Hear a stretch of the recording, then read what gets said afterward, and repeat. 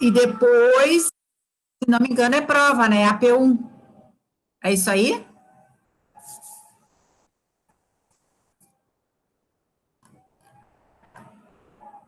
Não lembram mais? Mas, enfim, semana que vem tem um dia comemorativo para nós. Quem é que sabe que dia que é? Ninguém sabe. Mas aqui, ó, eu tenho aqui quem é que é antigo aqui? Dia do administrador, exatamente. E que dia que é? Isso aí, exatamente. Dia 9 é o dia do administrador, né? Vamos ganhar presente? Pô, Beatriz, se a gente tivesse sem a pandemia, com certeza ia ser a nossa janta. Porque a data do dia 9 é comemorado pelo curso, a gente faz uma janta e tal. Mas esse ano, até uma professora propôs que cada um fizesse um prato e mostrasse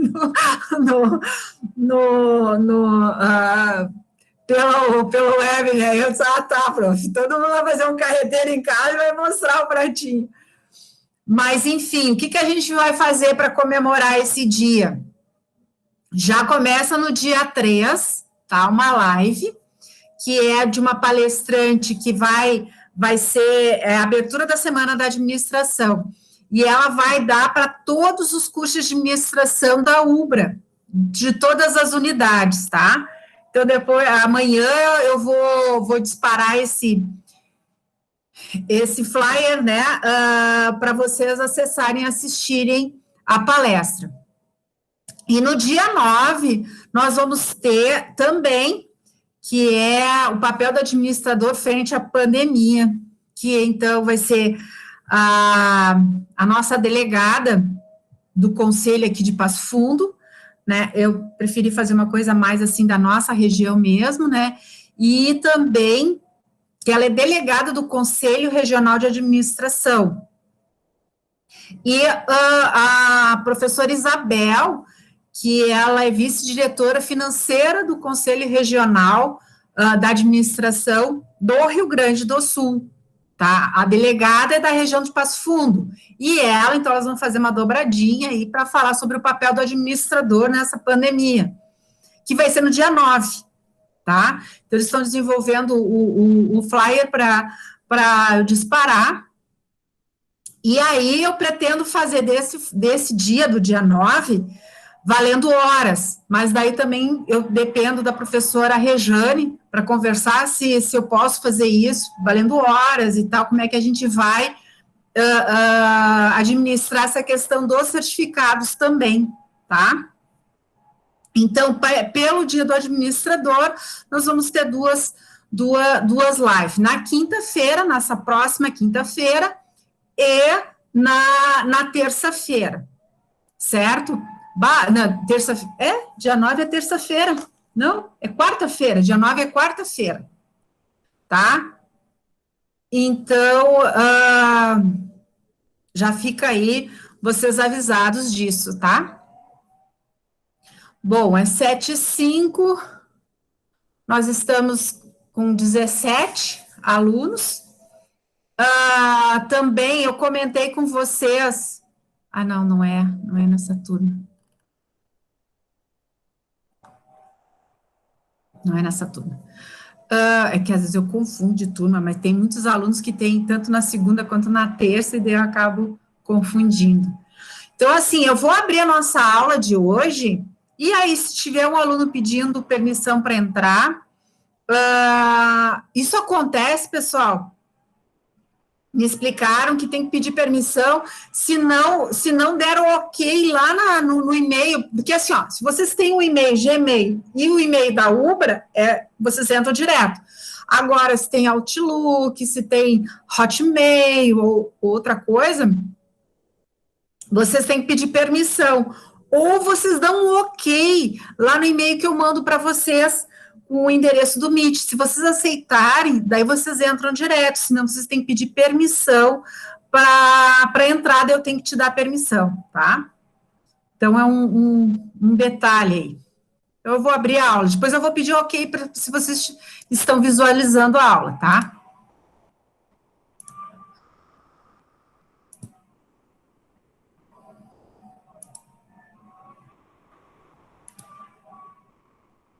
Estão visualizando? Se alguém tem que me dar um ok. Sim. Tá, beleza. Então, gente, nós vamos dar continuidade na parte de organização, né? Das 4 funções do administrador, a função de organização. Na aula 3, né, recapitulando a aula 3, eu passei as partes integrantes de uma estrutura organizacional, né? Que são o estabelecimento da melhor departamentalização, estabelecimento das interações de atividades, fins e de apoio, estabelecimento das amplitudes e níveis hierárquicos, estabelecimento do equilíbrio, descrição das funções, estabelecimento dos níveis de autoridade. Nós vamos trabalhar mais a questão 2 e 5 nessa aula de hoje e também no desenvolvimento do manual organizacional, tá? Porque cabe aqui falar sobre atividades, fins e atividades de apoio para maior entendimento de vocês. Bom,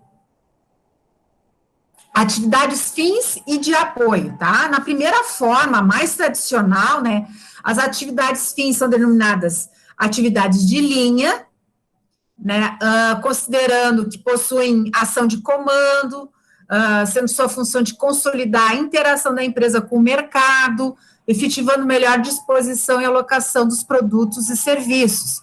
Quer dizer o quê? Né, atividades de linha, ou atividades fins. Realmente a cadeia do processo fim da organização, né? Vendas, ou desenvolvimento de produto, vendas, produção, ou compras, produção, expedição. Então, é essa linha de processo. Então, vamos lá, numa área de serviços ou de comércio, da mesma maneira, né? Vendas, o próprio processo de comercialização, né? Entrega, faz parte do teu processo. E são essas atividades afins. Então, vamos lá, cada um dentro do seu trabalho, dentro da organização onde trabalha, começa a pensar o que realmente são atividades afins.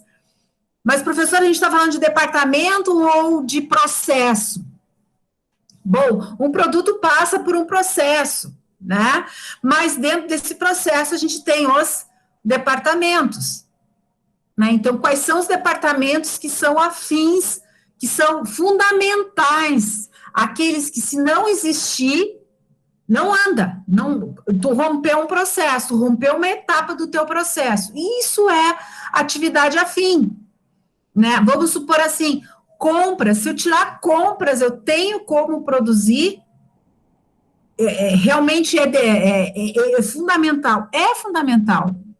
Vendas, se eu tirar vendas, eu tenho como produzir, eu não tenho, porque eu preciso do pedido, mas vendas não produz, sim, mas ele faz parte do processo da minha organização, meu objetivo é entrada e saída, né?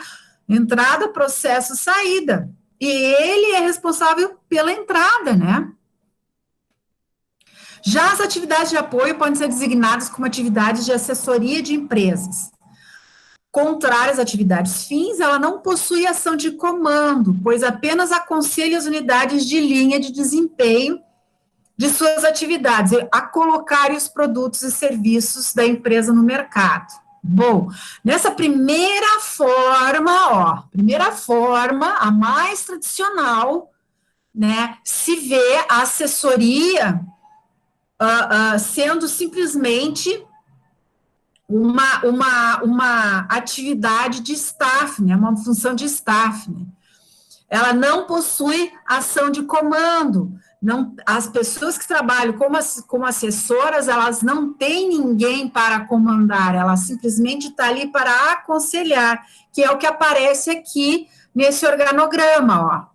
Assessor de projetos, assessoria de estrutura organizacional, assessorando aqui a diretoria de administração financeira, aqui assessorando a presidência, né? Olha, vejam que ele não tem ninguém abaixo dele, né? E ele não está na linha da pirâmide, né? Onde ele está, ele tem um acima e tem um abaixo, né? Numa hierarquia. Ele assessora, é um conselheiro. Então, essa é a primeira visão, né, das atividades, das atividades de apoio. Se enxergava assim o assessor, tá? E realmente era assim. Agora, pelo organograma é possível observar que a assessoria de planejamento complementa a presidência nas questões de planejamento. Da mesma forma, assessoria de estrutura organizacional. A segunda forma de apresentar a diferenciação entre linha e assessoria é considerar que as duas unidades organizacionais, quer dizer, os dois departamentos ou os dois setores de linha, como ligadas às atividades fins, e as unidades organizacionais de departamentos de assessoria como ligadas às atividades meio ou de apoio. Muda um pouquinho não, muda bastante, porque o quê, Agora eu estou mostrando que dentro do meu organograma, eu tenho um departamento que é de linha também, ele tem subordinados, ele tem linha de comando, porém ele é uma atividade de meio e não atividade de fins. Veja, diretoria industrial, atividade fim, ela é também da unidade de linha, né? A diretoria industrial trabalha com os processos produtivos, que é fim da organização. O comercial, da mesma maneira, né? Agora, que nem diretoria administrativa financeira, ela pode ser apenas não, porque ela é importante tanto quanto, porém, é uma atividade de meio, é uma atividade de apoio. Por quê? Porque ela não necessariamente está trabalhando no meu processo. Ele lá não está executando nenhuma atividade de produção, ele não está vendendo, ele não está entregando, mas ele dá aquela assessoria de apoio, né? Então, ele que ajuda a organização, assessora esses departamentos. Vamos ver aqui. O segundo organograma considera as atividades de linha as diretamente ligadas à operacionalização da empresa. As atividades de assessoria são mais ligadas ao aconselhamento, análise e estudo de atividades do chefe, procurando liberá-lo em algumas tarefas de estudo e pareceres. Todavia, não deixa de realizar trabalhos específicos ligados às atividades gerais da empresa. A empresa precisa dessas atividades? Precisa, né? E ela ainda libera, por exemplo, pode estar ligado ao diretor administrativo a manutenção predial. O que é manutenção predial? Manutenção do prédio, manutenção não equipamentos, não é a manutenção das máquinas, né? Que gera o processo. Mas até poderia estar ligado. Mas eu digo predial é aquela do prédio, piso, porta, tudo que envolve, né, a organização, telhado, né? Ele produz alguma coisa? Não. Mas se o prédio começar a ter problemas, tu vai ter problemas de produção. Daqui a pouco tu não tem onde estocar, daqui a pouco tá chovendo em cima de uma máquina. Então, para tirar esse trabalho da produção ou do chefe de manutenção de máquinas, que tem que se preocupar com o processo, não parar a máquina e tal, você tira isso. Da mesma maneira, recursos humanos, né? Quando não existia o departamento de recursos humanos, existia só lá o departamento departamento pessoal. Quem é que resolvia todos os problemas dos funcionários? ele precisava sair, ele estava com problema com o filho, e aí era o supervisor que tinha que ele ouvir e tal. Não que isso não se faz hoje, mas com uma atenuância muito maior, porque quando ele está com problemas mais pessoais, ou de cartão, de ponto, e tal, ele resolveu isso tudo com o chefe, agora, com o seu chefe imediato, agora é com o departamento pessoal, os recursos humanos, né? Como que um cara que está ali, procurando produzir, tendo que atingir metas, ficar se preocupando, o dia da criança, o dia do trabalhador, o dia de não sei o quê, deixa isso com uma outra área. Mas isso ajuda para ter uma equipe satisfeita, um ambiente mais leve, tá claro? Então, por isso que o RH é um departamento de apoio, porque ele está apoiando para que aquela equipe trabalhe da melhor maneira possível, que tenha um ambiente mais agradável possível. Daí tu coloca lá a segurança do trabalho. Onde é que a segurança do trabalho está linkado? Normalmente a recursos humanos, né? Ou a diretoria industrial, nunca o gerente de produção, né? Mas ele também é uma atividade de apoio para maior segurança do funcionário, né? Para ele não ter doenças depois, mais tarde, de ler e tal. Então, ele está sempre pensando como melhorar o ambiente de trabalho. Isso são tudo funções de apoio. Por isso é importante que a organização, em termos estruturais, identifique as suas unidades de linha e atividades de apoio.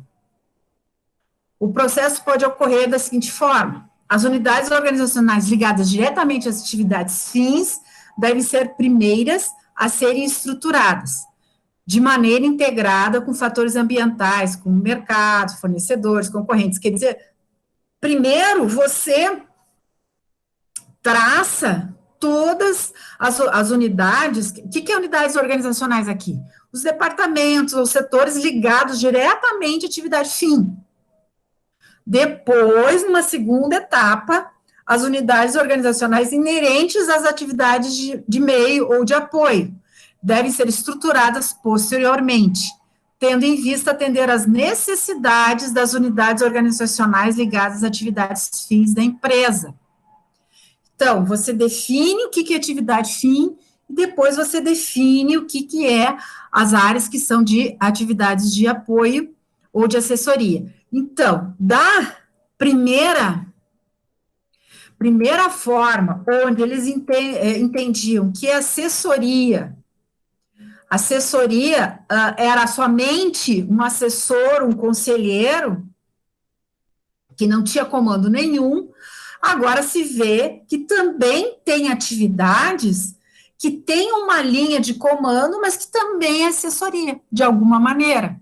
Mas isso não descartou o assessor. Realmente, esse assessor aqui,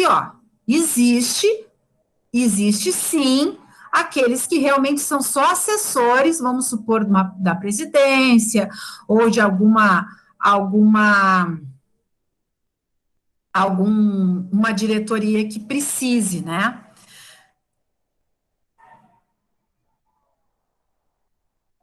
Tipos básicos de assessoria. Por que a gente vai falar mais aqui sobre assessoria?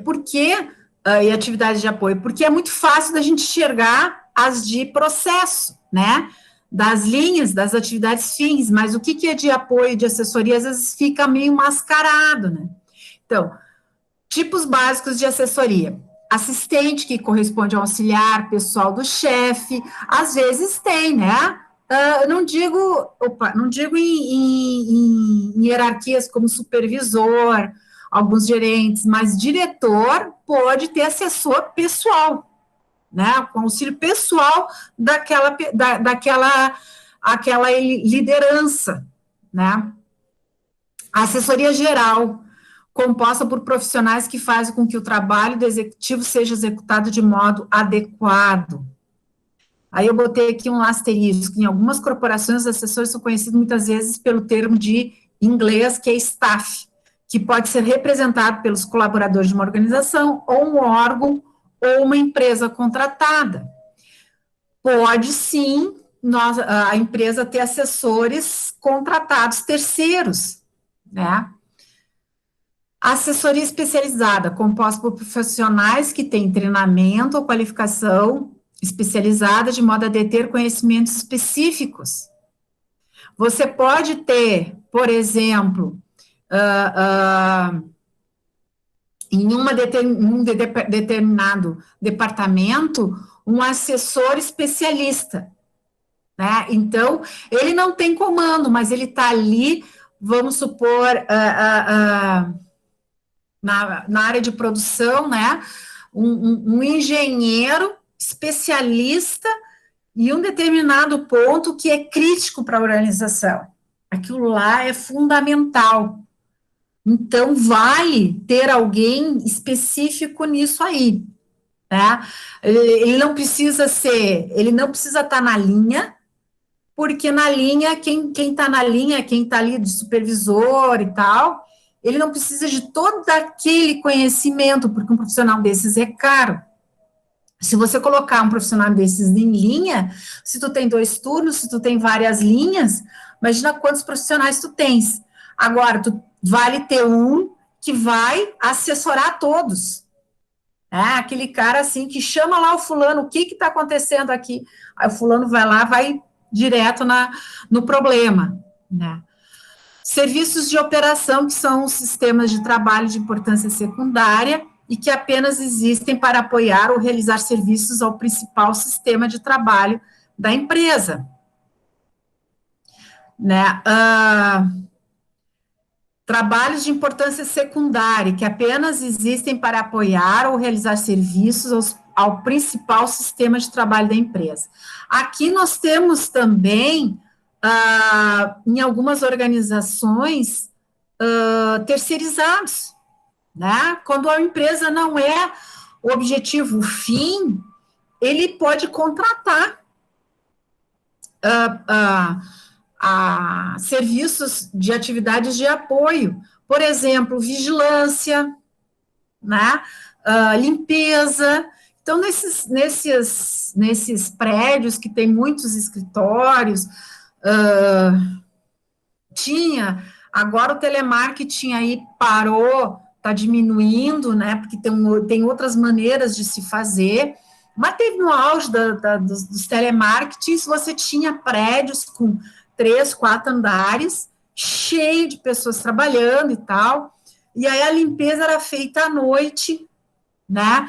Então, tu contratava organizações, porque o teu fim, e precisava de muita gente, era muita mesa, muitas células de trabalho ali, precisaria de muita gente. Se tu vai fazer isso durante o dia, tu tá atrapalhando as pessoas que estão trabalhando, que trabalham basicamente com telefone e com computador.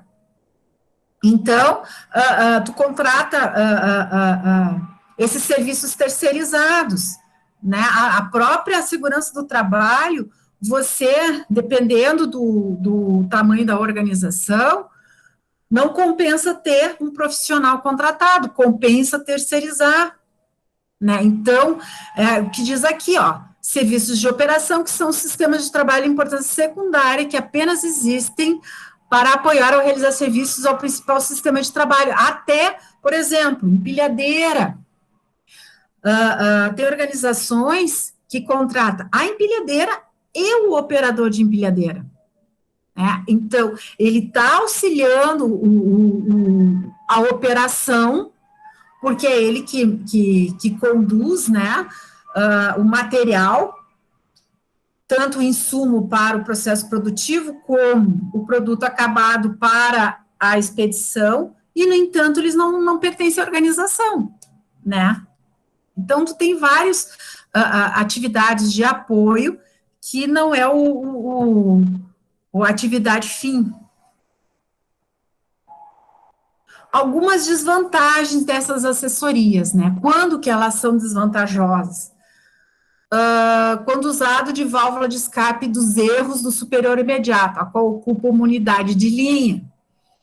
Então, às vezes essas pessoas acabam sendo usadas como bode expiatório, que a gente chama, né? o superior errou, né? E aí ele coloca a culpa no assessor que o orientou mal, que, enfim, até pode ter acontecido uma má orientação, como também pode ser simplesmente uma desculpa, né, desse superior. Até eu ouvi na televisão um governador lá falando mal, disse assim, porque aquela pessoa, e eu disse, mas não, olha, é muita cara de pau, assume você, como líder imediato, é que tem que assumir o erro, agora vai botar a culpa no seu staff, né? Quando a assessoria assumir funções executivas de linha, dificultando o processo administrativo. Veja, se ele é assessor, ele não é executivo de linha. E às vezes começam a misturar as coisas. Aí dá problema, dá problema.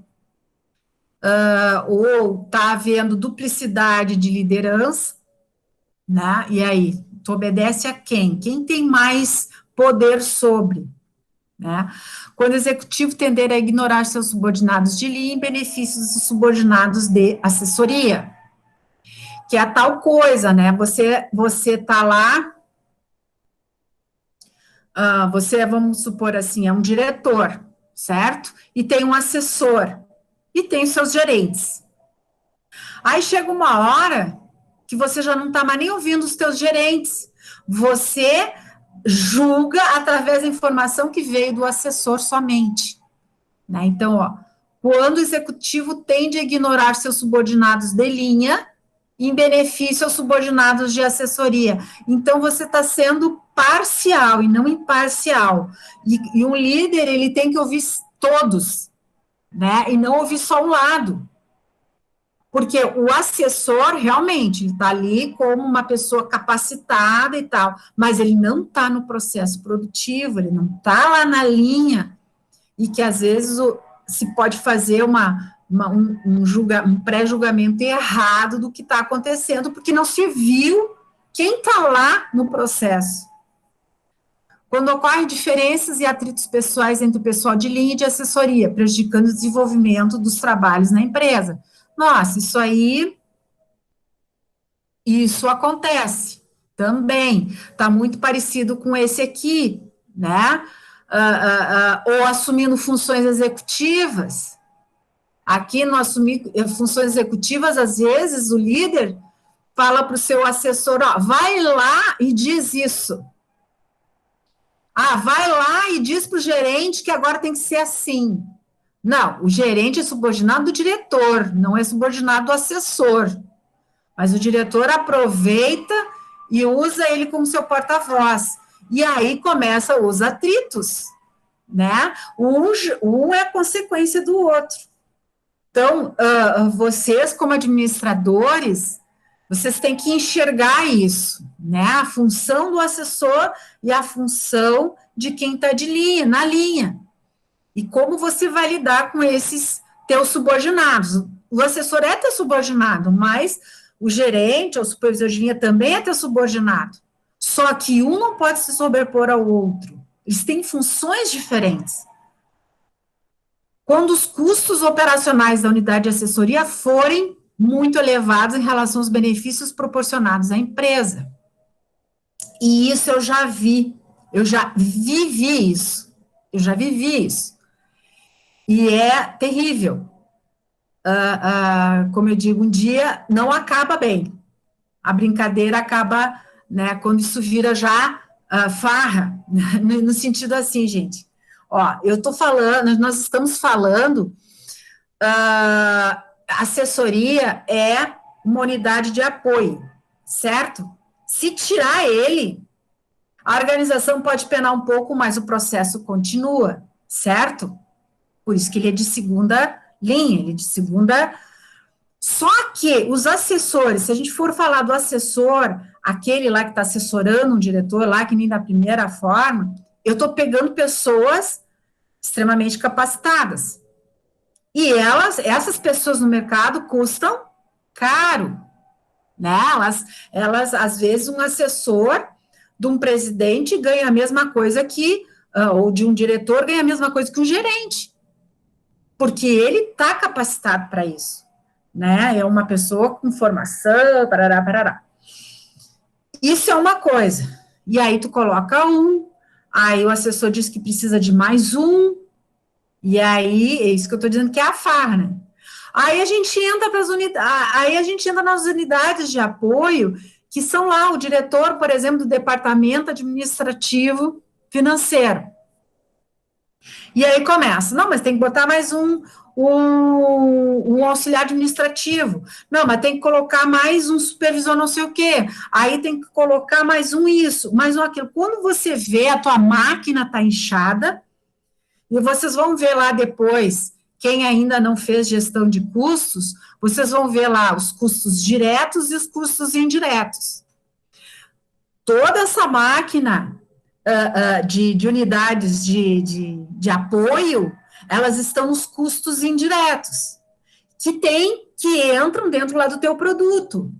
Tu pega todos esses salários dessas pessoas que, se a empresa está trabalhando ou se a empresa não está trabalhando, elas são pagas, certo? Então, ele tem que entrar, por exemplo, essa caneta aqui, né? Não é só a matéria-prima é custo direto. Se eu não fizer a caneta, ele não tem custo direto, porque eu não estou consumindo. Custo indireto são salários, né? Todo o material de escritório, luz, água. Se o meu produto é baseado no consumo de energia, também tem custo indireto aqui. Mas todos aqueles outros gastos, se soma tudo, tá? E se divide pelo número de produção. Então, o que acontece? Eu vou estar lá, nessa caneta, 0,1 real, por exemplo, é de matéria-prima, custos diretos. E 0,30 centavos é de custo indireto. Então, tu multiplica pelo número de canetas que eu produzo, né? O que é a minha produção? Se ela cai, o custo indireto aumenta. Daqui a pouco não é mais 0,3, não é 30 centavos, já é 50 centavos. Aí a caneta aumenta. Daqui a pouco é 60 centavos de custo indireto. Aí a minha caneta fica mais cara ainda. Daí o meu concorrente faz uma caneta mais barata e tu não sabe por quê. Porque às vezes a tua máquina está inchada do processos de unidades de apoio. E aí que é a famosa que, quando a organização entra em crise, que nem agora com a pandemia, quais são as áreas que primeiro são enxugadas? Os processos de apoio, né? Quando eu dava aula para o pessoal do RH, não sei se tem algum colega que fez o curso de RH, tem, né? A Luana é uma, enfim, tá o Gabriel aí, o Christian também, a Amanda, né? Se foram meus alunos, o que eu sempre digo assim, ó, tem que se justificar a importância que nem recursos humanos tem que se justificar a sua importância, né? Tem que mostrar para a organização que é uma área, que é um departamento importante, porque senão eles vão dizer assim, ó, é só custo, então corta. Né? Então, é importante, como administrador, enxergar isso, não deixe inchar esses setores, porque eles só vão agregar preço, só vão agregar custo no teu produto final, ou no teu serviço. É a mesma coisa numa loja. Vocês já imaginaram, numa loja, ter 3 vendedores, vendedor é custo direto, tá? Ele tá ali no processo. Aí tu tem um caixa, que é só caixa. Aí tu tem um lá para crédito, fazer crediário. Aí tu tem um lá para comprador. Aí tu tem um para sei lá mais o quê. Então, tu já tem 4 pessoas, fora o gerente, e 3 vendedores. Quem tá trazendo dinheiro O comprador, claro que traz dinheiro fazendo boas compras, traz dinheiro não, mas ajuda a diminuir o custo, né? Mas quem realmente está produzindo são as vendedoras. Então, as três estão carregando toda aquela massa de custo. Né? Então, isso aí tem que ser pensado quando você vai, ou se você vai abrir uma empresa, na disciplina de empreendedorismo, era interessante, quando você abre uma empresa, daí, então, como que funciona a nossa cabeça? Ah, vou dividir em departamentos, né? Mas, ó, tua empresa é pequena, não, mas eu tenho que ter o cara de marketing. Ah, cara de marketing, só vai fazer marketing. Não, ele tem que fazer marketing, ele tem que vender, ou ele tem que fazer marketing, ele tem que ser caixa, ele tem que ser um monte de coisa, porque eu tenho que ter o mínimo de custo possível, porque é custo fixo. Se eu vender roupa ou não vender a roupa, eu vou ter que pagar o salário no final do mês. Se eu vender ou não vender sapato, eu vou ter que pagar o salário no final do mês. Então, é meu custo fixo. Né? Então, tem que sempre baixar o custo fixo. E é isso que entra muito em debate, essa questão das assessorias e unidades de apoio. Principais requisitos para o êxito do trabalho de assessoria: facilitar ao assessor o acesso às informações necessárias por meio de contatos frequentes e de fácil comunicação. Bom, muitas vezes a organização contrata um assessor para fazer um trabalho específico. Por exemplo, analisar os custos fixos. Aonde que eu estou pecando nos meus custos fixos? O que eu estou gastando demais, porque eu preciso baixar o preço do meu produto, porque o mercado não está mais querendo pagar X reais. Eu tenho que baixar isso. Não é baixando, claro, que estudando, vamos supor, voltando à caneta, tá? Eu tenho que baixar os custos dessa caneta. O que eu posso baixar de custos diretos? Quer dizer, matéria-prima. Então, a área lá de suprimentos vai trabalhar com fornecedores para ver se consegue comprar. Opa, mas eu posso. Tá lá os meus princípios, que é sempre lá nos meus missão e visão, né? Na minha missão, dizendo que eu vou ofertar sempre produtos de qualidade. Opa, não posso baixar a qualidade dessa caneta. Eu posso modificar a matéria-prima? Pode, desde que ela mantenha a qualidade da caneta. Isso é uma coisa, tá? Isso é meu custo direto, tá? Então, eu trabalho meu custo direto. Ah, consegui baixar 20 centavos no meu custo direto, e agora no meu indireto, né? E aí, então, esse assessor vai fazer isso. E como é que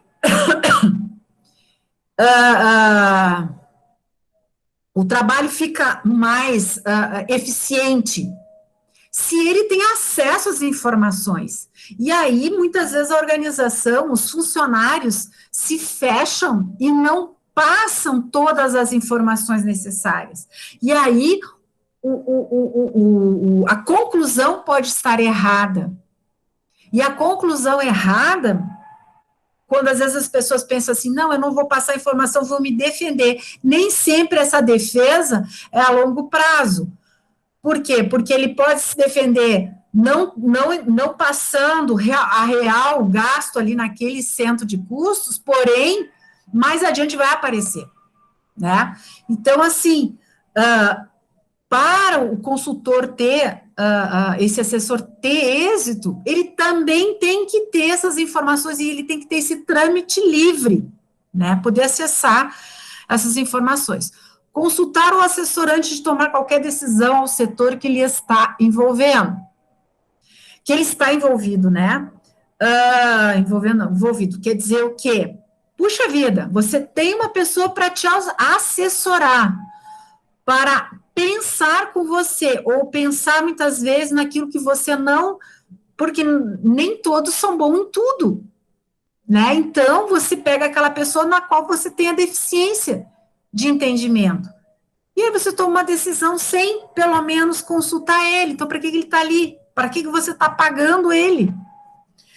Utilizar de assessoria quando os chefes das unidades de linha não possuem o necessário conhecimento técnico para o desenvolvimento do trabalho considerado. Isso eu já comentei, né? Então ele é um expert naquilo ali.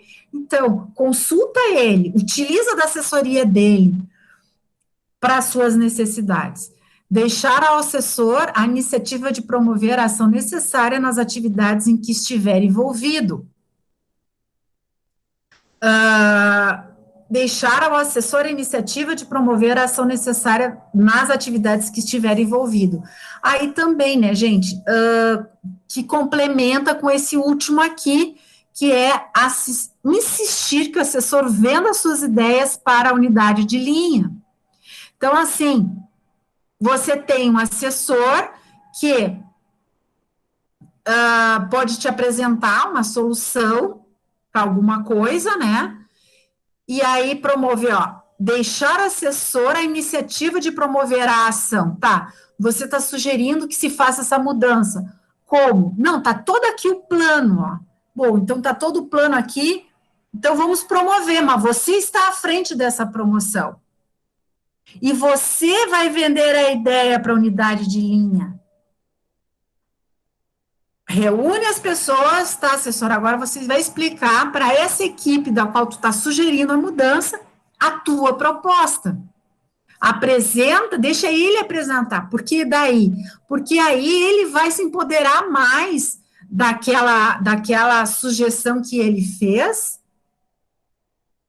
e vai poder ficar à frente, porque a equipe também está enxergando que foi ele que pensou.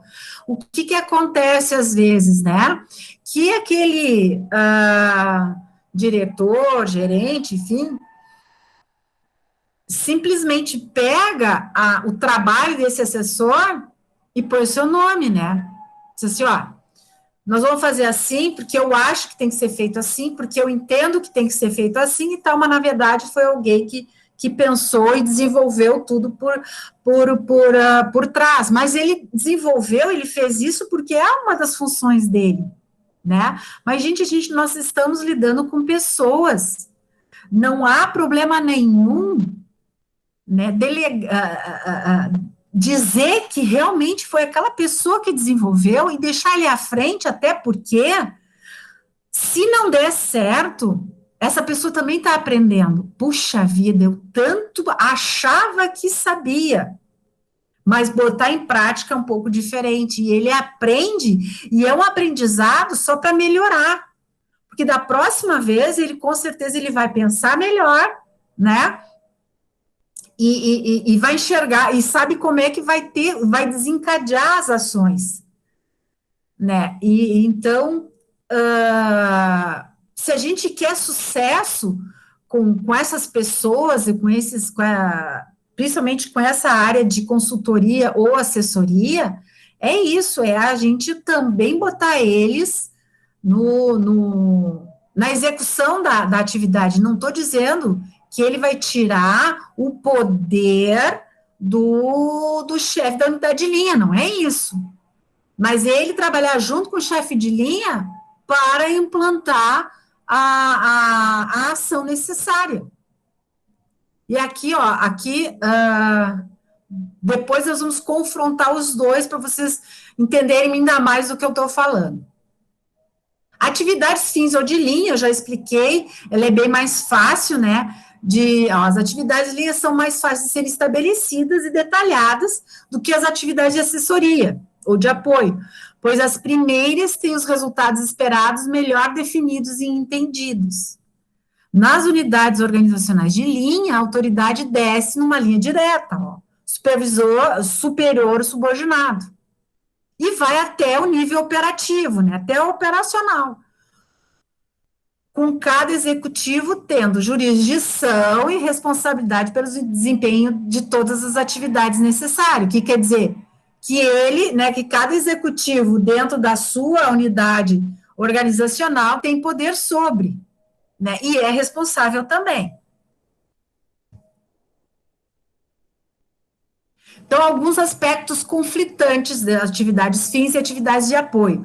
Eu tenho quase certeza que vocês estão pensando como é que acontece lá na organização de vocês, né? E olha, independe de organização, tá? Aqui a gente tem organização de ensino, né? Aqui nós temos de serviço, nós temos de produção, realmente.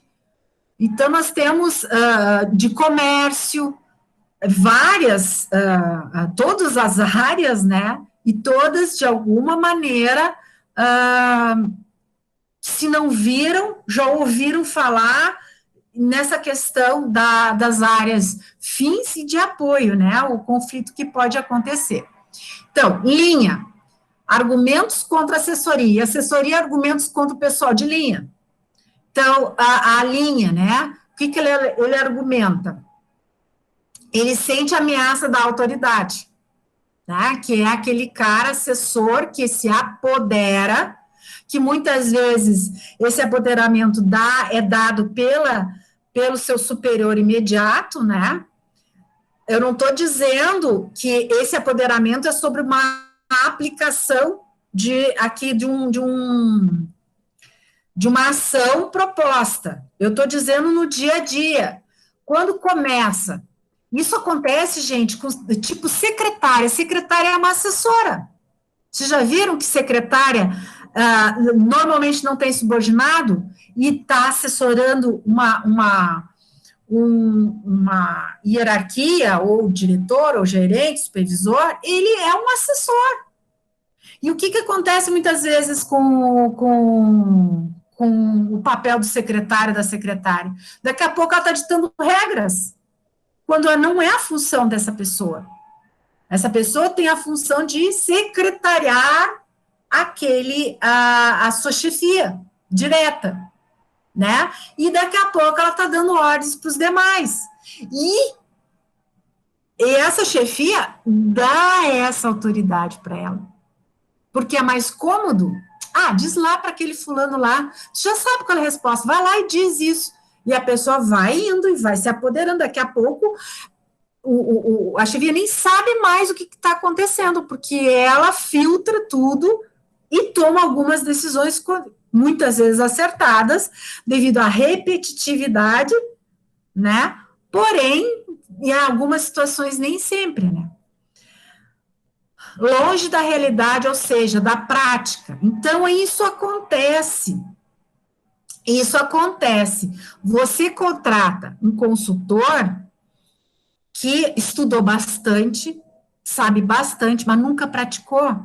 Então, às vezes, eles vêm com umas ideias mirabolantes, mas nunca sentiram na pele o que é colocar aquilo em prática, né? E aí, às vezes, não funciona. Porque, na verdade, a gente tem que... A vida não é perfeita, as pessoas são diferentes, as máquinas são diferentes. Não, mas se lá na fábrica tal eu fiz, aqui também vai funcionar. Nem sempre. É outra realidade, é outro produto, são outras pessoas, né? Assume a linha, né, argumentando contra a assessoria. Não assume a responsabilidade pela operação. E tem isso, né? Aí ele sugere, ele apresenta o plano e diz, executem, chefe manda eles executarem. Aí, se não der certo, o problema estava na operação. Vocês que não sabem fazer, vocês que não fizeram direito, vocês que não seguiram todos os passos. Aí, o que acontece quando isso acontece 1, 2 vezes na linha de produção? Os caras dizem, não, os caras só caem fora, só mandam esse monte de trabalho, mas na hora de fazer, quem é que se ferra? É a gente. Vocês nunca ouviram isso? Eu já ouvi. Mas olha, consultar o assessor leva tempo. Bom, também, às vezes, quando o consultor, de novo, ele não é uma pessoa experiente, ele não trabalhou primeiro na linha para sentir o que é o tempo numa linha, numa atividade fim, ele é primordial. Não tem tempo para ficar divagando temos que analisar, vamos fazer um levantamento, não sei o quê. Não, o que eu faço? Ou eu paro, ou eu toco assim. Ou, sabe, como é que não vou conseguir produzir tudo. Tem muito produto, tem muito pedido. Como é que nós podemos fazer? Vamos pensar, 18 horas, né? Tá na hora de ir embora. Então, eu estou indo, amanhã a gente volta a discutir. Não tem isso, né? Então, consultar o assessor leva tempo. Então, muitas vezes eles tomam decisões apressadas, né? E sem uma base que esse consultor poderia dar, mas em função de tempo. Assessor não agrega valor ao produto ou serviço oferecido pela empresa. Tá aí que eu falei que a produção sempre enxerga o staff, né, ou a equipe de apoio como um peso que ele carrega nas costas. Lembro lá das vendedoras? Nós somos 3 e, ó, e meta, e meta, e meta, e meta, e eles lá estão tomando cafezinho. Lá, se ela não ligou para todo mundo, não negociou com todo mundo, com os inadimplentes, ela faz amanhã. Ah, se eu não venci a minha meta hoje, amanhã acumula a minha meta de hoje mais o de amanhã. Então, ele considera como um valor que ele não agrega valor ao produto, ao contrário, ele pesa mais, né? E agora, o que a assessoria argumenta contra o pessoal de linha? O pessoal de linha está envolvido com a rotina e não tem tempo para pensar, criticar e melhorar o trabalho elaborado pela assessoria. E é bem isso. Você, no teu dia a dia, é uma correria, né? Não dá tempo para pensar, criticar ou melhorar, né? Não tem tempo como, junto com a assessoria, né, melhorar esse processo. Quem trabalha, qual a organização que trabalha com qualidade total, ou com gestão da qualidade, né, ele já começa a entender que é importante esse tempo para pensar e criticar. Né? A pior coisa é pensar pouco, porque o trabalho vai ser dobrado, né? Que nem o planejar, né? Que tu gaste 75% do teu tempo quando você vai fazer um planejamento. No planejamento, quer dizer, faça um bom planejamento, que em 25% do teu tempo tu aplica. Agora, se tu faz um planejamento a toque de caixa, em 25% do tempo, tu vai levar 75% para implantar e ainda com grande risco de não dar certo, porque você pensou pouco, você planejou pouco, né? Então, como tirar esse supervisor, esse gerente da rotina? Porque eu estou sempre apagando incêndio, eu estou sempre apagando incêndio, porque parará, parará, parará. Bom, apaga incêndio justamente porque você não planejou direito. Por isso que tu está apagando incêndio. Então, se tu planejasse, prevesse o que poderia acontecer e prevendo cada ação, né, dependendo dos problemas que surgem, né, você ganha tempo. Então, nesse ponto, a assessoria está certa, que a produção acaba se envolver, a linha, no caso, né, acaba se envolvendo na rotina e nunca vai ter tempo. O pessoal de linha acha que a assessoria se ressente por não ser uma unidade organizacional fim. Né? Então, o que a assessoria pensa sobre o pessoal de linha? Que o assessor se ressente porque ele não é um gerente, e ele queria ser um gerente. Né? Então, esse conflito. Seu trabalho não é utilizado como deveria ser. Né? Então, ele acha, a assessora acha que poderiam usar melhor o trabalho que ele oferece, mas não utilizam. Linha não tem visão do conjunto, né? Porque lembram lá das 3 habilidades, né? Conceitual, humana e técnica. Quanto mais técnica tu é, mais específica tu é. Então, menos visão do conjunto você tem, que é o conceitual tem mais, né? Uma visão sistêmica do processo. E a linha não quer mudar, né? É normal do ser humano que toda mudança é desconfortável.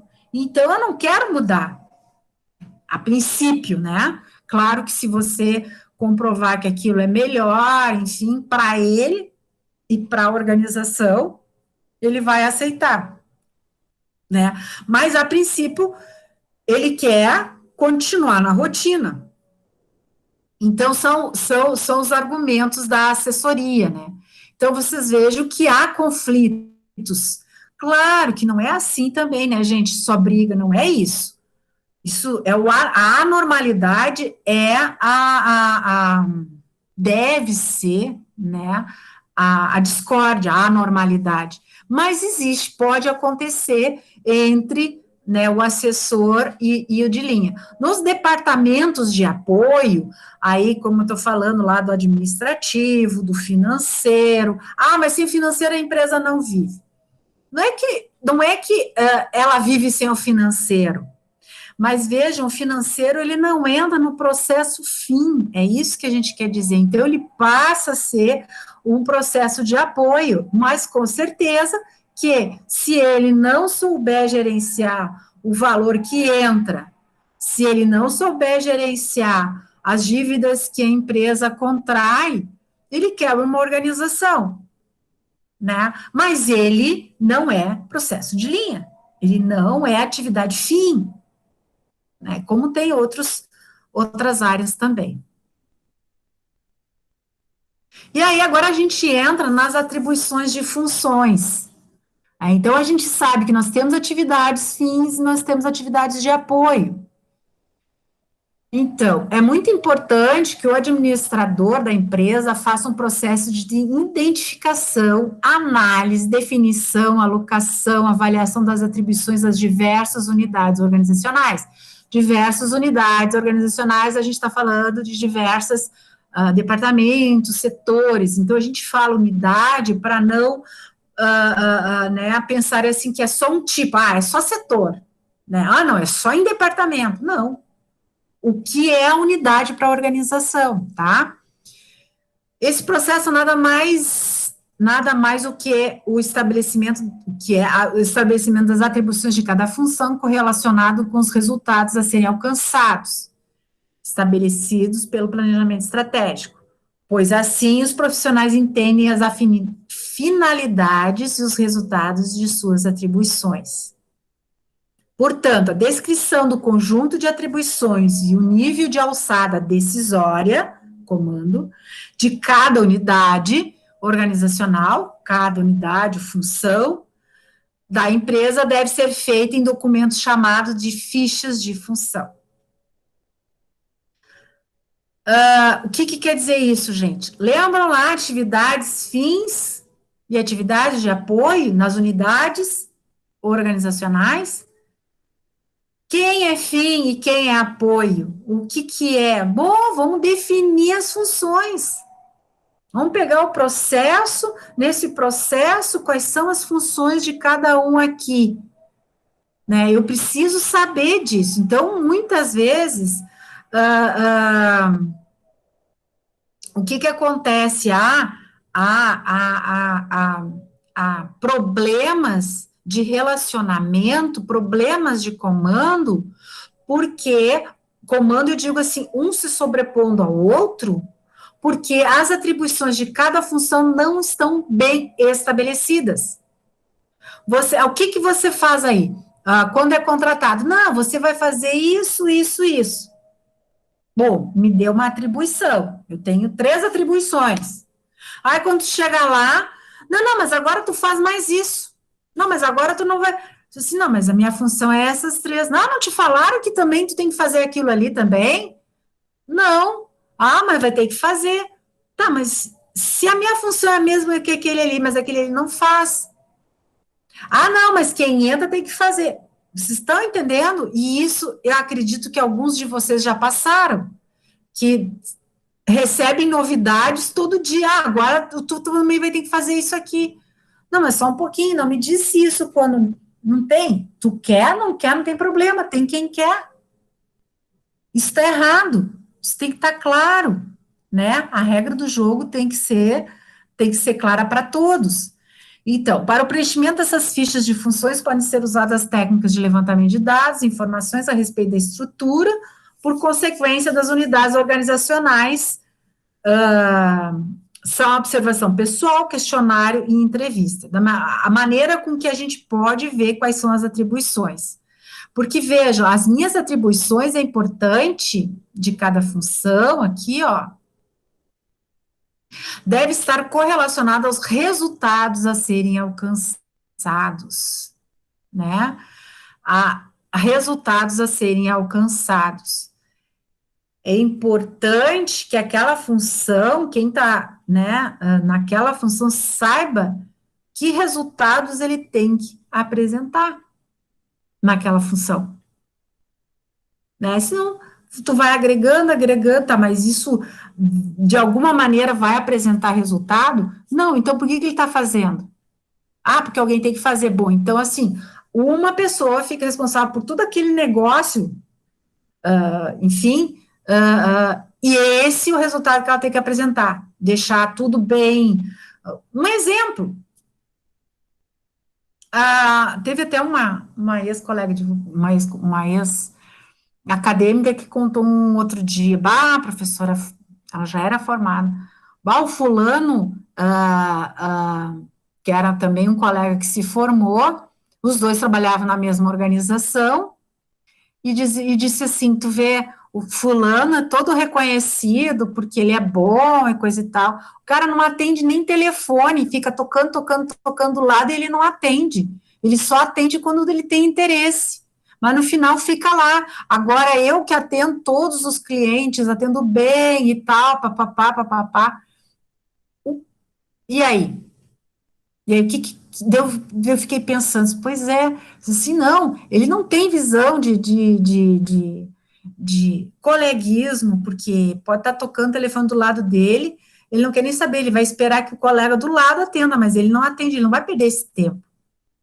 Mas o que passaram para ele de resultado? Ó, teu resultado é ter uma carteira de tanto. Focou, assim, que é nas laterais, eu não quero saber. Bom, só que tem aquela questão também, né, de ambiente de trabalho, de parceria e coisa e tal.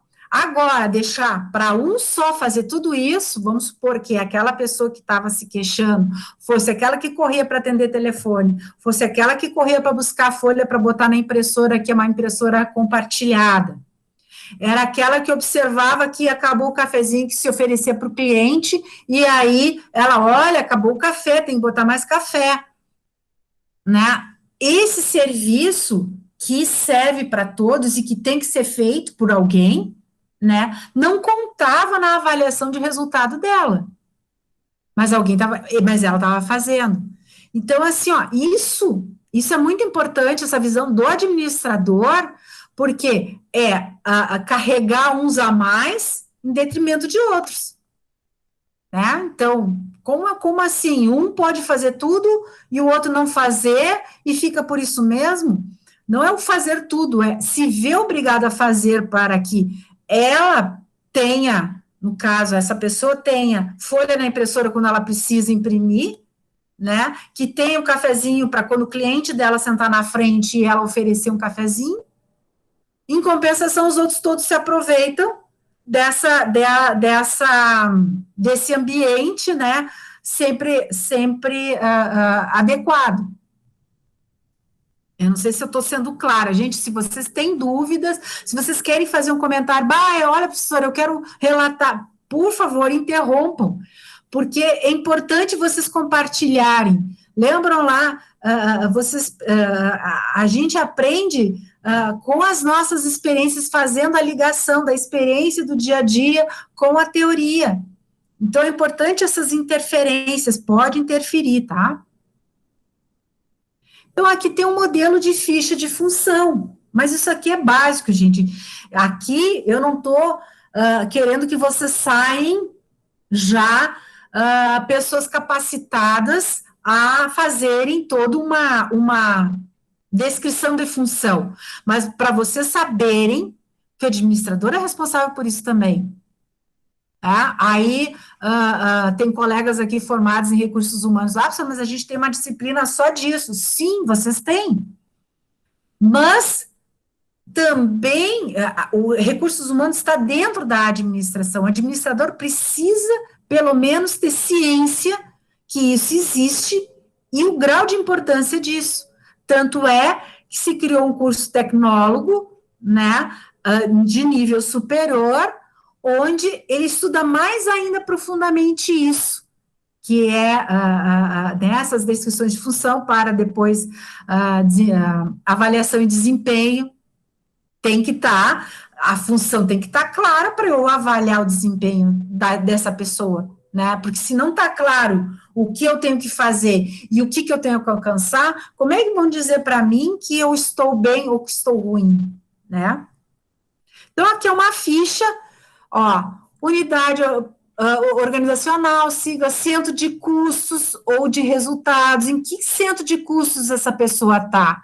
Ah, está no centro de custos da gerência financeira. Então, ele está num setor de apoio, numa unidade de apoio. Qual é o cargo dessa pessoa? Superior imediato. Quem é o superior imediato? Quais são os seus subordinados diretos? Né? Vamos supor que seja um supervisor de financeiro, tá? Então, qual é o seu superior imediato? O gerente administrativo financeiro. Ou só financeiro, dependendo do tamanho da organização. Subordinados diretos. Ah, é o supervisor, eu disse supervisor financeiro, né? Ah, auxiliar administrativo 1 e 2 e o contador. Tá. Ou auxiliar de contábeis, o contador, se não tem contador, ou, né, ou o técnico contábil. Ligações funcionais, com quem ele tem ligações funcionais? Onde é que está ele ligado com quem? Está ligado com o faturamento direto, com compras direto, porque compras está trazendo o quê? Dívida para a empresa, ele está consumindo. Faturamento, ele está trazendo o quê? Divisas para a empresa, né? Também com vendas, porque ele está lidando ali com clientes, daqui a pouco tem que ter o crédito de um cliente está bloqueado, porque ele não está pagando. Responsabilidades básicas, ou responsabilidade básica, qual é a responsabilidade dele aqui, ó? É de compras a pagar, contas a receber, é o quê? Né, funções relativas ao planejamento. Qual é a função relativa ao planejamento, organização, enfim, tá? Mas isso é só para vocês terem uma ideia, né? Ah, depois que fez a ficha, essa ficha é permanente? Não. Tá aqui, ó. Aqui, quando eu coloco vigência, eu digo que, por exemplo, essa vigência aqui, quando que ele começa a vigorar, né? Vamos lá. Primeiro, 2 de janeiro de 2017. Aí, aqui, revisão. Quando que foi feita a revisão dessa ficha de função? 2017, vamos lá, se a organização desenvolve um sistema de que toda a ficha tem que ser revisada a cada 2 anos, se foi 2017, a revisão é 2019. Qual é o número dessa revisão? Se tem folha, mais de uma folha, então essa é a 1 de 2, depois tem a outra 2 de 2, são 3 folhas, 1/3, 2/3, 3/3, são 3 folhas, né? Então, isso é só uma ficha, por quê? Porque ela não é estanque, gente, nenhum, como eu digo, a empresa é orgânica, ela está sempre funcionando, então as coisas também podem estar mudando, né? E aí tem que mudar a ficha de função. Por quê? Porque aqui, se o funcionário disser que não está dentro da função dele, alimentar, buscar as folhas para a máquina de impressora, né? Ou não tiver um comum acordo, ele pode, de alguma maneira, dizer que não é função dele, né? Então, é importante que fique claro, né, quais são as suas funções, e ali pode estar dizendo que é de responsabilidade manter a sua área, né, com os materiais necessários para trabalho, coisa e tal, né, então ele também tem não digo a obrigação, não, a responsabilidade de ir atrás dessas coisas. Técnicas de levantamento e de análise das atribuições das unidades organizacionais. Então, quais são as técnicas que eu posso levantar para ver as atribuições, tá? Então, tem a técnica pessoal, de observação pessoal, né, que deve ser utilizada pelo analista de organização em sua forma mais estruturada, pois o contrário não será validada como uma técnica científica.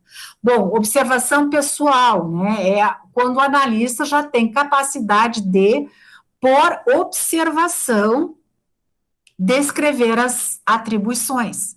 Né, ele vai lá para um setor, além, né, de saber, de ouvir, né, como o que faz cada um, né, ir até a área e observar e concluir. Porém, isso é muito, muito perigoso quando você faz de uma maneira empírica, né? Não uma pessoa qualificada para isso. Então, tem outros métodos que são mais seguros, que nem o exemplo é um questionário, né? É um instrumento que permite substancial redução de tempo no levantamento das informações desejadas, visto que pode ser simplesmente atribuído para posteriormente ser recolhido e tabulado. O questionário deve ser desenvolvido de forma que apresente a todos os entrevistados exatamente as mesmas questões, com o uso das mesmas palavras, numa mesma ordem. Depois deve ser complementada com a entrevista. Então, assim, vamos lá pegar uma atividade que tem mais de uma pessoa que realiza, né? Tu tem que perguntar, sempre fazer as mesmas perguntas, né? E que cada um, então, vai respondendo dentro daquilo que entende que é a sua função. E aí você vai vendo as disparidades, o que um faz e o que o outro faz, se os dois fazem a mesma coisa, se os dois entendem que aquilo lá deve ser feito e tal, então você fica mais fácil, né? E aí você complementa com uma entrevista.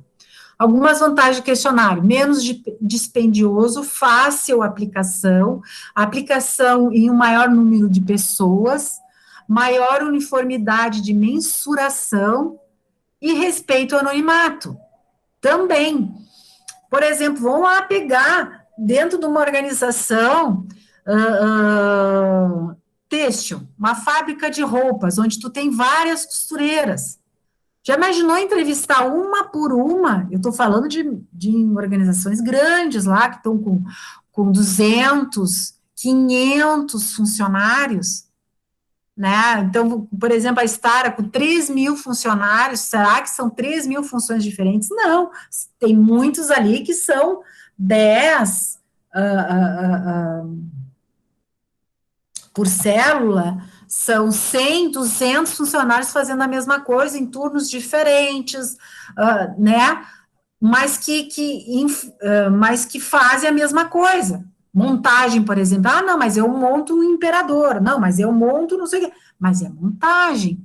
Algumas coisas são básicas.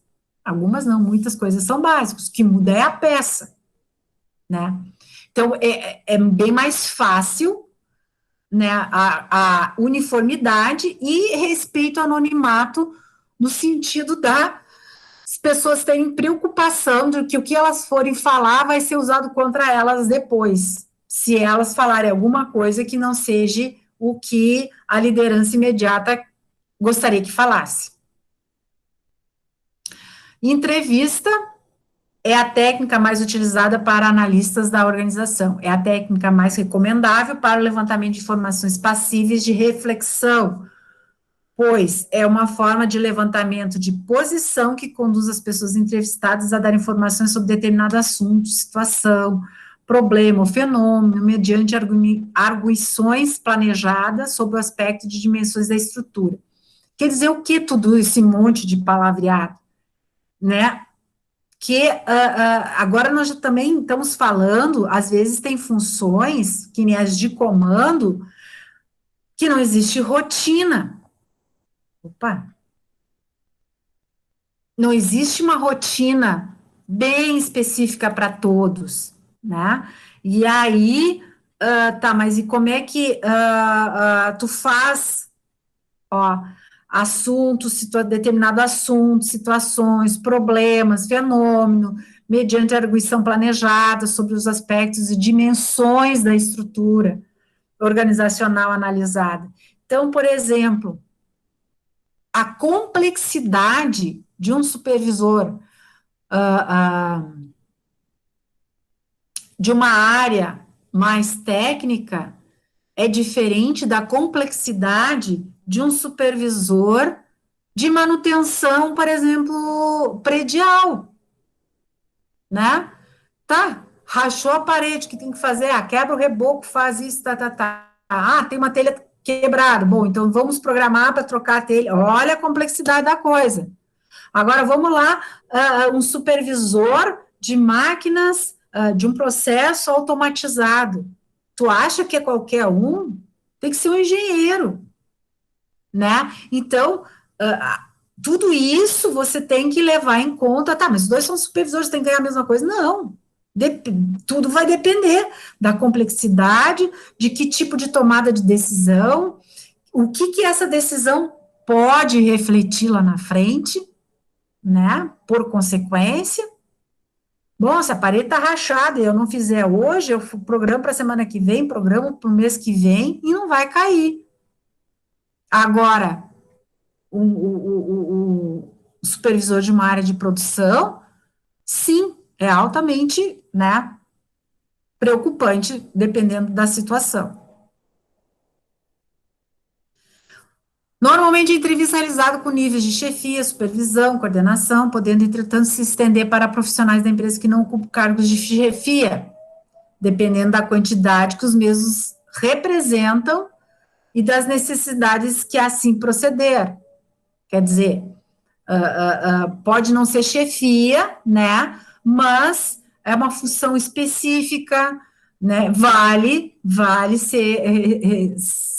ter uma entrevista, né, e até em função, vamos supor, um assessor, né, se tu tem um assessor interno, quer dizer, teu contratado, teu funcionário, o que realmente você faz, porque não existe uma sequência, porque, por isso que eu digo, na produção é mais fácil de enxergar, porque você faz um fluxo do processo.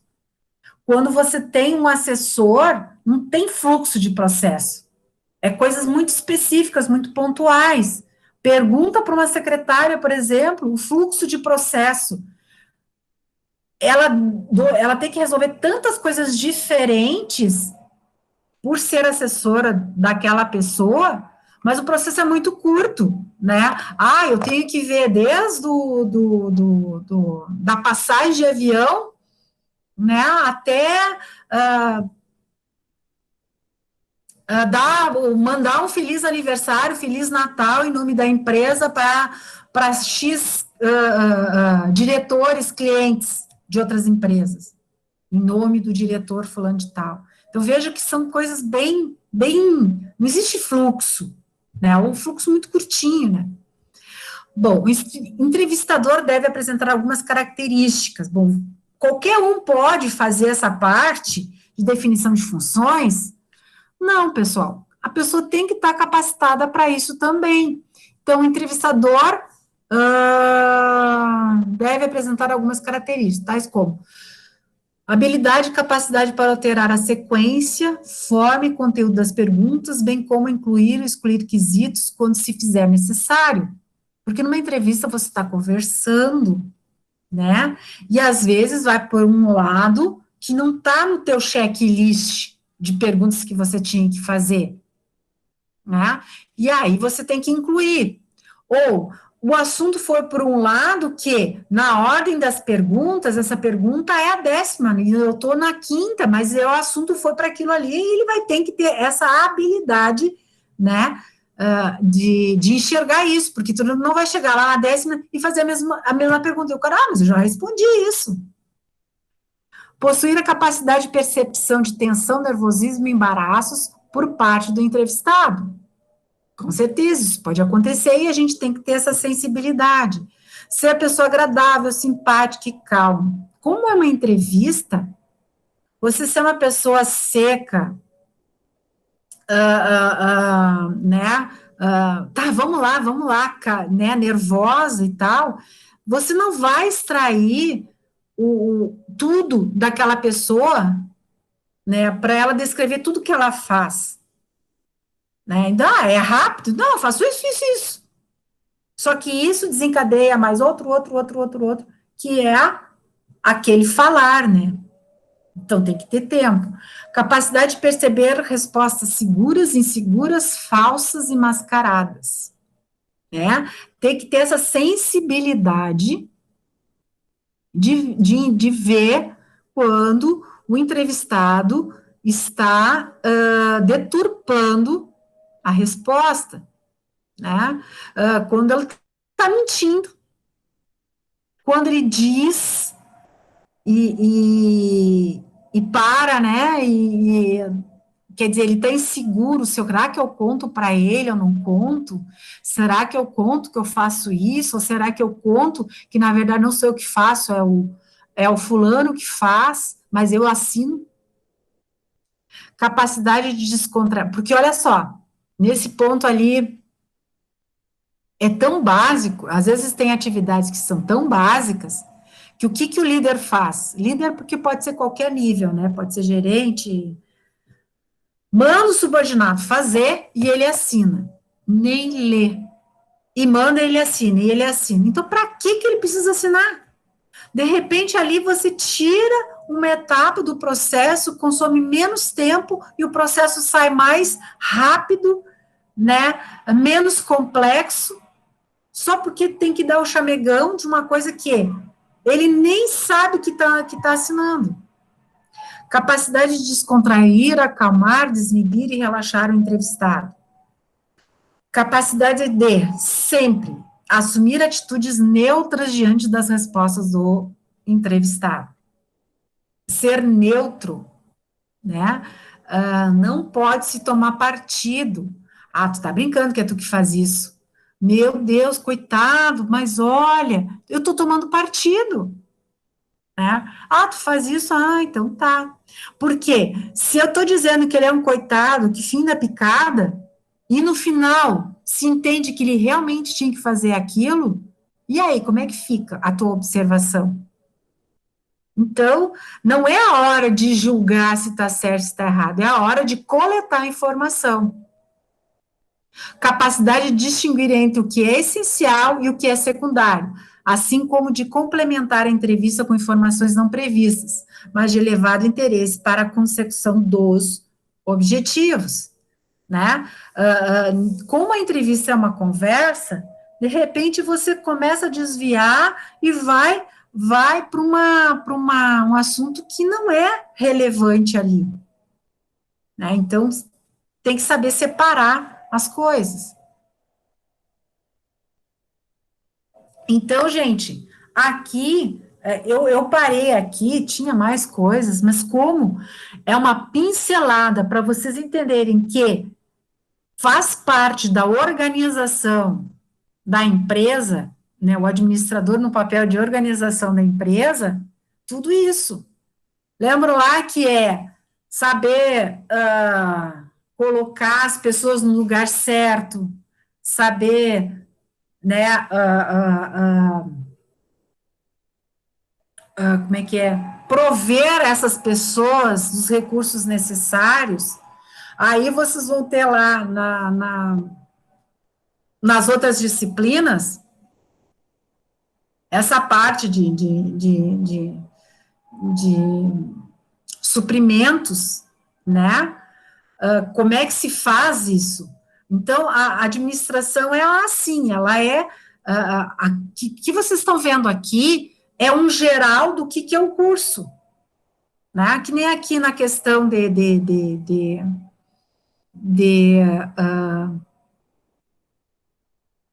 funções, né? Vocês vão ver lá em gestão de pessoas, que é uma das etapas da gestão de pessoas, né? Que é a definição de funções. Então, vocês vejam que em todas vocês vão ver, né? Alguns já viram, que isso aqui é um apanhado. Por que vocês estão vendo aqui nessa? Porque é a segunda disciplina profissionalizante de vocês, de contato geral do curso. Essa é a segunda disciplina. Né? E isso tudo está baseado nas teorias da administração. Alguém pensou, escreveu, né? Mas não só pensou, observou o que já estão fazendo, né? Também. E aí, entre outras, tinha mais, a gente poderia se estender, mas uma das coisas importantes, e que é muito raro uma organização ter, é o manual de organização. Então, vejam, com o desenvolvimento e crescimento das empresas, com o aumento da sua complexidade e especialização, tornam indispensável a sua organização planejada. Decorre dessa necessidade determinada sistematização, que é essencial quando se deseja trabalhar de maneira eficiente, eficaz e efetiva. Uma sistematização, né? Então, eu estou deixando a minha organização de forma sistêmica.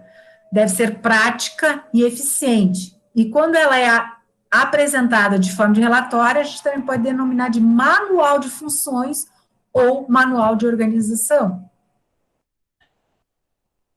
O conceito disso, manual de organização, é um relatório formal, estruturado, interativo das responsabilidades, autoridades, comunicações, processo decisório, né? Então, quais são os níveis e todas as unidades da empresa, todos os departamentos da empresa, todos os setores da empresa, todas as células da empresa, pela sua chefia e funcionários, que sejam executados de forma individual ou em conjunto. Então, qual é a finalidade do manual? Estabelecer as várias unidades organizacionais da empresa, várias unidades organizacionais, os vários departamentos. Identificar o plano organizacional, incluindo sua filosofia de gestão e de atuação. Lá, missão, visão, valores. E de identificar de maneira formal e clara como a empresa está organizada.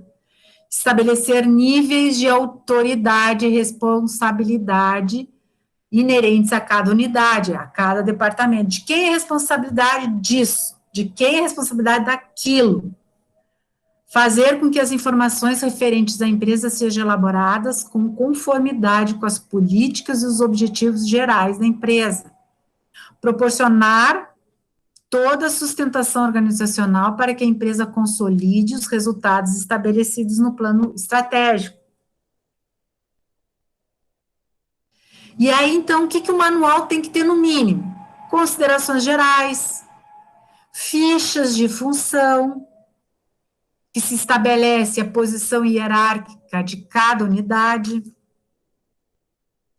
quadro de competências, são estabelecidos os níveis e as alçadas da autoridade, né? Titulares dos cargos que compõem a estrutura, comitês, se isso existe, né? Então, quando que se estabelece comitês, quais são as suas finalidades, relação de titulares, centro de custos e siglas.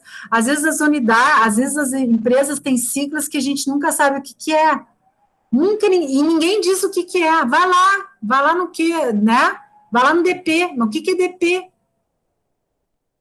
Né? O que é CT, Centro de Tecnologia? O que é, não sei o que. Tem que estar claro isso, né? Organograma é a representação gráfica da estrutura organizacional da empresa. Podem se ter organograma geral ou parcial dos departamentos. Se tem muita complexidade, você faz um geral e depois faz de departamentos, para que todo mundo saiba onde é que eles estão. Gente, a melhor coisa, ou a pior coisa, não saber se eu faço parte disso. Aonde é que eu tô nessa história aqui? Ah, eu tô aqui, sabe? Pô, é tão bom quando se enxerga assim, pô, eu tô aqui. Bom, que seja lá embaixo, mas um dia eu posso subir. Ah, agora, tu viu que eu tô agora, tô aqui? E é óbvio que esse manual, ele tem que ser revisto, né? Mas vamos ver. As fases da elaboração desse manual. Definição dos objetivos do manual, escolha de um responsável para a preparação do manual, análise preliminar da empresa, né? Os responsáveis pela tarefa devem realizar entrevistas com os principais executivos e tal, né? Visita às instalações, estudo da documentação, como organograma, manuais existentes, relatórios gerenciais. Para vocês terem uma ideia, uma colega de vocês está fazendo TCC, ela é me orientando. E aí, o objetivo dela é estudo de processo, mas num foco específico. E ela falou com o diretor do hospital, que não é aqui de Carazinho, o diretor, porque eu sempre digo assim, você faça em cima daquilo que você, que pode gerar uma melhoria para alguém, né? E aí ela perguntou para o diretor, né, se ela podia fazer aquilo e tal, eu achei muito interessante, tal, pode fazer e tal, só quer alguma coisa? Disse assim, eu gostaria que tu desenvolvesse um organograma que o hospital nunca teve. Gente, vejam, a pessoa é bem cabra. Tá aí, ó. Então, num hospital, aqui, ó, faça um organograma geral, até um certo nível, e depois abre por área, porque, né, por área, porque é muito complexo. Tu tem o centro de enfermagem, tu tem por alas, tá? Vamos lá. Planejamento das atividades, né? Então, nessa etapa, o analista deve fazer um cronograma das atividades. Bom, eu vou fazer um manual. O manual vai levar um ano para ser feito? Não, ele tem que ter início, ele tem que ter uma data de início, tem que ter uma data de fim. Porque senão, é um documento que nunca vai sair da forma, do forno, né? Porque não existe um prazo para entregar. Então, se você diz assim, equipe, vocês estão aqui, vocês foram, né, se são funcionários escolhidos para fazer o manual, porque vocês entendem a organização, vocês já estão mais tempo e tal, né, essa aqui é especialista em ver funções, essa aqui é, né, no caso, na área de recursos humanos, para fazer a questão de descrição de função, esse aqui é Niro, enfim. Vocês têm um prazo de meio ano para fazer isso. Em cima desse meio ano, você faz um cronograma de etapas, porque senão você não vai concluir esse manual. Levantamento das informações, trata-se da coleta de informações que tem que estar nesse cronograma. Elaboração propriamente dita do manual, né? Então, nessa fase deve-se cuidar de alguns fatores como redação, diagramação, formato, quer dizer, eu fiz tudo, coletei, fiz as fichas e coisa e tal. Bom, agora eu vou montar o manual. Então, como é que ele vai ser montado, né? Como é que ele vai ser redigido? Vai ser discorrido? Vai ser em formas tudo sobre de planilhas, enfim. Tem que se definir. Vai ser encadernado, né? Vai ter um teste piloto, vamos fazer 1, 2 e vamos ver se isso funciona.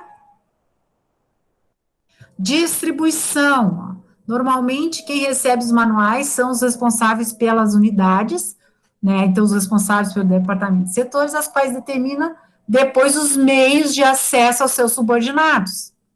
Todos têm que ter acesso, mas primeiro, temos que respeitar a hierarquia, sempre. Né? Imagina tu entregar para o subordinado sem antes a chefia saber. O cara diz assim, não, eu não faço mais isso não está certo.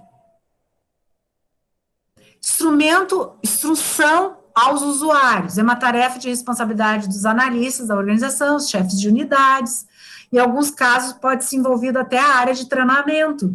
Claro, porque se você fez a descrição de função e estava havendo desvio de função, tem que fazer um treinamento, tem que fazer pelo menos reuniões de conscientização de que aquilo mudou, ou porque acrescentou, ou porque diminuiu, né?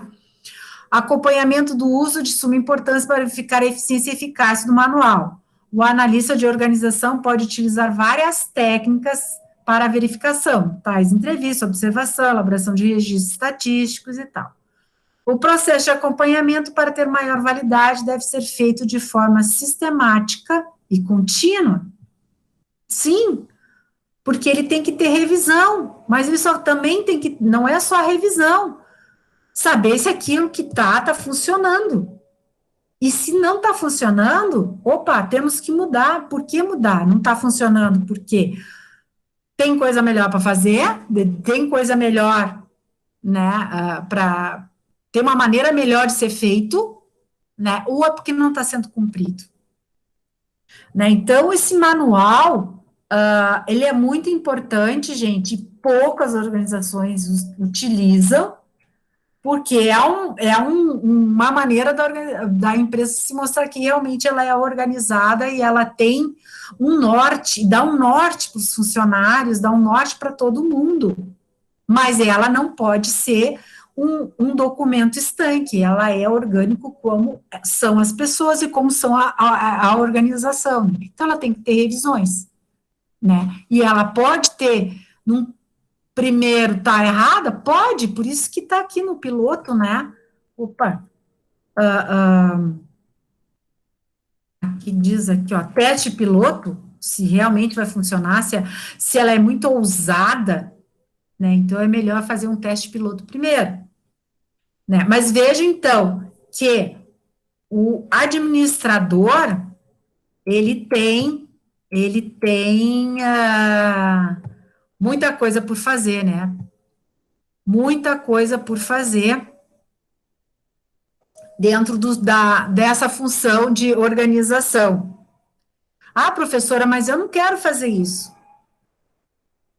O administrador vai delegar, mas você tem que conhecer, você tem que saber que você é responsável por isso também, mesmo dentro da sua área, né? Pessoal, perguntas? Nada de perguntas, dúvidas? Então, eu volto a dizer que, lá eu falei no início da aula, né, que quarta-feira que vem é dia 9, o dia do administrador, o dia da nossa profissão. Então, dia 3, nós vamos ter uma abertura com uma live que vai ser de uma palestrante que vai dar para todos os cursos de administração da UBRA. Então, imaginem que vão ter colegas de vocês aí de Canoas, Guaíba, Gravataí, São Jerônimo, Santa Maria, Cachoeira do Sul, Torres, todos assistindo, né, inclusive nós. E na quarta-feira, então, vai ser uma live com a delegada do nosso Conselho Regional de Administração, a delegada de Passo Fundo, e a vice-diretora financeira do nosso Conselho,